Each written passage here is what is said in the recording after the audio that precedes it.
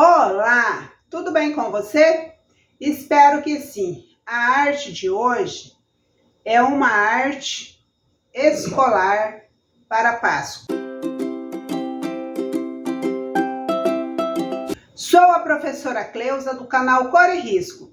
Sejam bem-vindos ao meu canal. E a arte de hoje é um painel que irei montar com as atividades dos alunos. Com atividades de alunos do 4º ao 1º ano do ensino médio. E você poderá acompanhar o passo a passo da montagem desse painel. Ele terá 4 metros de comprimento, feito com TNT, E.V.A. e as atividades dos alunos que irei montar no painel. E se você gostar da arte de hoje, peço que você se inscreva no canal, pois toda semana tenho novidades diferentes aqui no canal. E vamos então à montagem desse painel.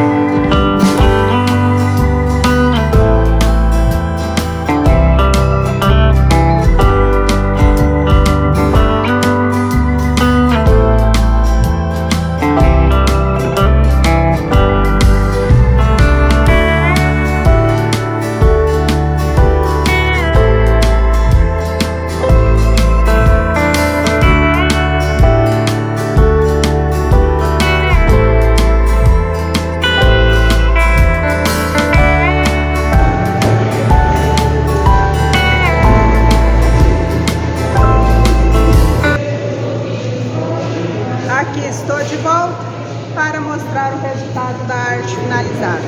Espero que você tenha gostado e se você gostou, peço que você se inscreva no canal se ainda não é inscrito, compartilhe o conteúdo, ative o sininho, pois toda semana eu tenho novidades diferentes aqui no canal. Olha só como que ficou esse painel. Entreguei para os alunos vários desenhos, eles pintaram, fizeram desenho dentro do desenho e depois eu montei aqui o painel da Páscoa. Olha que gracinha que ficou o coelho, escrito ali no meio, Feliz Páscoa. Essa é a sugestão do canal Cor Risco. Espero que você tenha gostado e a gente se vê no próximo vídeo. Gratidão!